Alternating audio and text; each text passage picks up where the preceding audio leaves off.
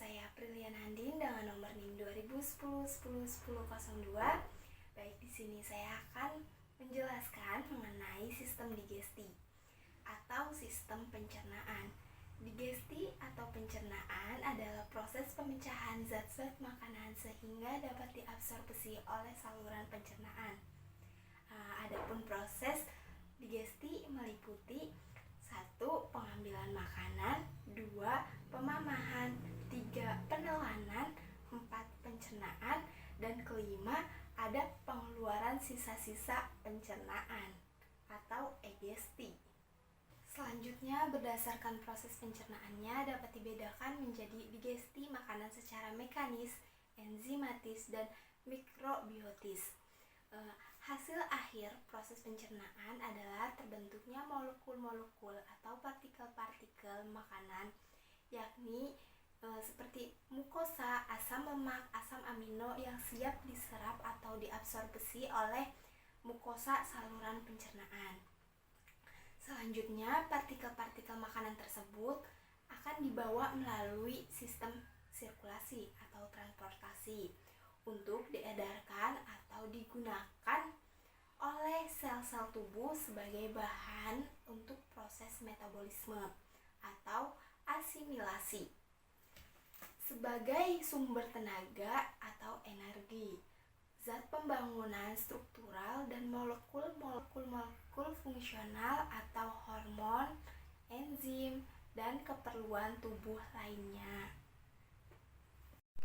Bagian sistem digesti yaitu ada mulut, ada faring, ada esofagus, ada gastrium atau lambung, dan juga ada intestinum tenue atau usus halus, ada intestinum crassum atau usus besar, dan juga ada rektum, dan juga ada anus.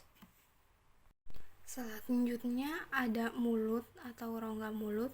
Terdapat gigi atau gerigi yang berfungsi untuk menyobek, mengunyah zat-zat makanan secara mekanis sehingga menjadi zat-zat yang lebih kecil dan memudahkan bekerjanya enzim pencernaan. Terdapat bibir, lidah, dan palatinum atau langit-langit untuk membantu mengunyah zat makanan dan penelanan zat makanan.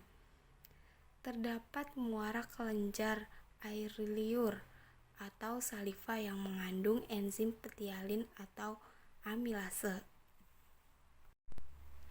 Selanjutnya ada faring, merupakan persilangan antara saluran makanan dengan saluran udara. Epiglotis berperan sebagai pengatur atau klep kedua saluran tersebut. Pada saat penelanan makanan, saluran udara ditutup oleh epiglotis dan sebaliknya jika sedang menghirup napas. Yang ketiga ada esofagus sebagai saluran panjang berotot atau muskuler yang menghubungkan rongga mulut dengan lambung. Pada batas antara esofagus dengan lambung terdapat sphincter esofagi yang berfungsi mengatur agar makanan yang sudah masuk ke dalam lambung tidak kembali ke esofagus. Yang keempat ada gastrium atau lambung. Ini lambung. Di lambung makanan ditampung, disimpan, dan dicampur dengan asam lambung, lendir, dan pepsin. Mukosa lambung banyak mengandung kelenjar pencernaan. Kelenjar pada bagian pilorika dan radika menghasilkan lendir. Kelenjar pada fundus terdapat sel parietal menghasilkan HCl dan cave cell yang menghasilkan pepsinogen. Proses digesti di lambung meliputi pencernaan pada lambung sebatas pada protein, sangat sedikit lemak. dan karbohidrat. Absorpsi zat-zat tertentu seperti alkohol dan obat-obatan.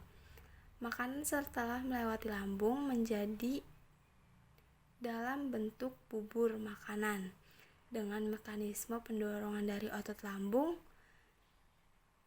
Kim menuju ke usus 12 jari atau duodenum. Selanjutnya yang 5 ada intestinum tenue atau usus halus. Ini usus halus. Di dalam usus halus dibedakan menjadi 3 bagian, yaitu ada duodenum, ada jejunum, dan ileum. Pada duodenum terdapat muara dari ductus choledochus dan ductus pancreaticus. Cairan empedu dari kantung empedu dikeluarkan lewat ductus choledochus. Cairan pankreas lewat ductus pancreaticus. Cairan pankreas mengandung enzim lipase, amilase, trypsinogen, dan hematoxygen. Lapisan untuk memecah lemak setelah diemulsifikasikan oleh empedu menjadi asam lemak dan gliserol. Amilase untuk memecah amilum menjadi sakarida yang sederhana. Yang selanjutnya jejunum. Jejunum merupakan tempat absorpsi zat-zat makanan. Proses penyerapan atau absorpsi zat-zat makanan meliputi difus, osmosis, dan transport aktif. Monosakarida dan asam amino melalui mekanisme difusi fasilitasi. Asam lemak meliputi mekanisme difusi biasa, vitamin meliputi mekanisme difusi biasa, air meliputi mekanisme difusi osmase, elektrolit dan mineral melalui mekanisme difusi dan transport aktif. Selanjutnya ileum, absorpsi melalui villi usus. Selanjutnya yang keenam ada intestinum crassum atau usus besar. Ini usus besar. Usus besar terdiri atas cyanum atau kolon. Cyanum berupa kantung-kantung dalam pita atau taenia dan haustra. Kolon terdapat dibedakan menjadi kolon ascendent atau naik, transversal atau mendatar, descendent atau turun. Usus besar merupakan tempat untuk absorpsi air dan mineral yang tidak terserap di usus halus. Pencernaan secara mikrobiotis oleh bakteri komensal menghasilkan gas dan sinestesis fit. Yang ketujuh ada rektum. Rektum merupakan kantung yang berfungsi menampung feses setelah penuh menjadi perangsangan karena ekstensi atau pergegangan dinding rektum sehingga timbul keinginan untuk berak atau defekasi. Yang kedelapan adalah anus. Anus merupakan katup muskuler berfungsi mengatur pengeluaran tinja. Kelainan saluran pencernaan, 1. mencret atau diare karena adanya rangsangan yang berlebihan secara motilitas usus meningkat. Selanjutnya konstipasi karena defeksi yang tidak teratur dan sulit.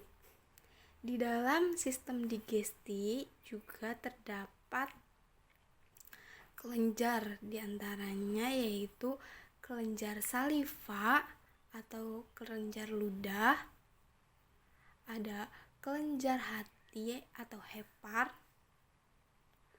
ada kelenjar pankreas yang memiliki fungsi masing-masing. Untuk kelenjar saliva atau kelenjar ludah, pada kelenjar saliva ini garisnya biru.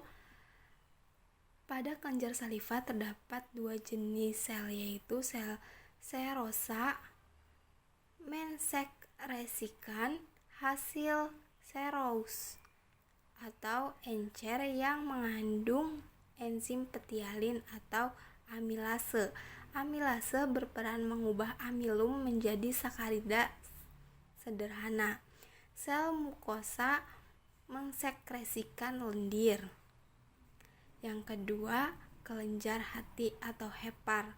Hepar tersusun atas sel-sel hati yang disebut heatosit dan membagi hepar dalam lobi-lobi.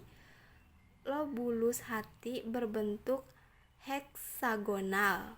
Sel-sel pankreas hepar tersusun secara radier atau menjari dengan vena sentralis terletak di tengah. Sel-sel ini berbentuk poligonal sitoplasma granular dengan tetes-tetes glikogen. Sel hati berperan menghasilkan empedu sebagai hasil ekskresi dan sekresi. Ekskresi karena mengandung pigmen empedu yang selanjutnya dikeluarkan lewat fases atau urin. Sekresi karena mengandung garam empedu untuk mengemulsifikasikan lemak makanan. Garam empedu disintesis dari kolesterol dan asam amino, berfungsi untuk menurunkan tegangan permukaan atau surfaktan butir lemak makanan. Pigmen empedu yaitu bilirubin dan biliverdin berasal dari degradasi hemoglobin. Bilirubin selanjutnya diubah menjadi urobilinogen yang dikeluarkan melalui fases atau urin. Yang ketiga ada kelenjar pankreas. Yang ini kelenjarnya sekretin merangsang. 1. Asini pankreas atau bagian eksokrin untuk mensekresikan cairan pankreas yang bersifat alkalis atau basa untuk menetralkan asam lambung. Pada saat yang sama, CIM merangsang pelepasan hormon pankreosimin dari mukosa duodenum untuk mempengaruhi pankreas mengekskresikan enzim digesti. Cairan pankreas mengandung enzim-enzim pencernaan berikut. 1. Protease pankreas terdiri atas trypsinogen dan chymotrypsinogen. Amilase pankreas untuk memecah amilum menjadi sakarida sederhana. Lipase pankreas untuk memecah lemak setelah dimulsifikasikan oleh empedu menjadi asam lemak dan gliserol bikarbonat atau NaOH3. Kelenjar pada saluran digesti, sel-sel mukosa, gastrium, dan usus halus. Permukaan duodenum membuat lipatan-lipatan tersebut villi anus. Di antaranya lipatan tersebut terdapat sel-sel kripta Lieberkühn yang berperan menghasilkan enzim enterokinase. Enterokinase berperan mengaktifkan tripsinogen menjadi tripsin. Sekretory mukosa usus halus mengekskresikan cairan yang mengandung enzim pencernaan. 1. Disakaridase berperan menghidrolisis disakarida menjadi monosakarida, dibedakan menjadi maltase, laktase, dan sukrase. Peptidase untuk menghidrolisis polipeptida dan dipeptida menjadi asam amino. Dan lipase usus berperan menghidrolisis lemak menjadi asam lemak dan gliserol. Sekian yang bisa saya sampaikan. Wassalamualaikum warahmatullahi wabarakatuh.